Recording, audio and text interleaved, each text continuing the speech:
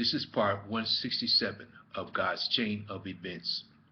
Moving on to the 34th chapter of Job, starting at the first verse.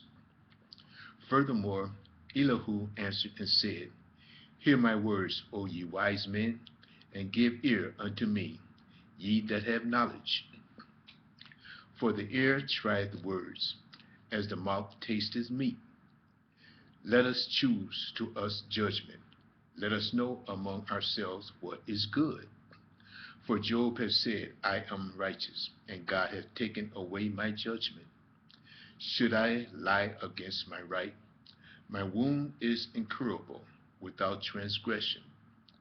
What man is like Job, who drinketh up scorning like water, which goeth in company with the workers of iniquity, and walketh with wicked men? For he hath said, It profited a man nothing, that he should delight himself with God. Therefore hearken unto me, ye men of understanding. Far be it from God that he should do wickedness, and from the Almighty that he should commit iniquity. For the work of man shall he render unto him, and cause every man to find according to his ways. Yea, surely God will not do wickedly, neither will the Almighty pervert judgment. Who hath given him a charge over the earth, or who hath disposed the whole world?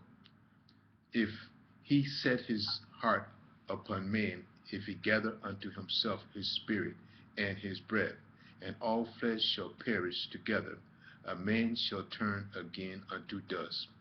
If now thou hast understanding, hear this, hearken to the voice of my words. Shall even he that hateth right govern? And wilt thou condemn him that is most just? Is it fit to say to a king, Thou art wicked, and to princes, Ye are ungodly? Are much less to him that accepted not the persons of princes, nor regarded the rich more than the poor, for they are the work of his hands. In a moment shall they die, and the people shall be troubled at midnight, and pass away, and the mighty shall be taken away without hand. For his eyes are upon the ways of man, and he seeth all his goings. There is no darkness nor shadow of death, where the work of iniquity may hide themselves. For he will not lay upon man more than right, that he should enter into judgment with God. He shall break in pieces mighty men without number, and set others in their stead. Therefore he knoweth their works, and he overturneth them in the night, so that they are destroyed. He striketh them as a wicked man, as wicked men, in the open sight of others, because they turned back from him, and he would not consider any of his ways, so that they cause the cry of the poor to come unto him, and he heareth the cry of the afflicted. When he giveth quietness, who then can make trouble? And when he hideth his face, who then can behold him? Whether it be done against a nation or against a man only. That the hypocrite reign less, the people be ensnared. Surely it is meet to be said unto God, I have borne chastisement, I will not offend any more. That which I see not, teach thou me. If I have done iniquity, I will do no more. Should it be according to thy mind, he will recompense it, whether thou refuse or whether thou choose, and not I. Therefore speak what thou knowest. Let men of understanding tell me, and let a wise man hearken unto me. Job has spoken without knowledge, and his words were without wisdom. My desire is that God may be tried unto the end because of his answers, for wicked men. For he added rebellion unto his sin. He clapped his hands among us and multiplied his words against God. Moving on to the 35th chapter of Job, starting at the first verse. Elihu spake moreover, and said, Thinkest thou this to be right, that thou saidest, My righteousness is more than God? For thou saidst, What advantage will it be unto thee? And what profit shall I have if I be cleansed from my sin? I will answer thee, and thy companions with thee. Look unto the heavens, and and behold the clouds, which are higher than thou. If thou sinnest, what dost thou against him? Or if thy transgressions be multiplied, what doest thou unto him? If thou be righteous, what givest thou him? Or what receiveth he of thine hand? The wickedness may Thy wickedness may hurt a man, as thou art, and thy righteousness may profit the Son of Man. By reason of the multitude of oppression, they make the oppressed to cry. They cry out by reason of the arm of the mighty. But none said, Where, where, it, where is God, my Maker, who giveth songs in the night?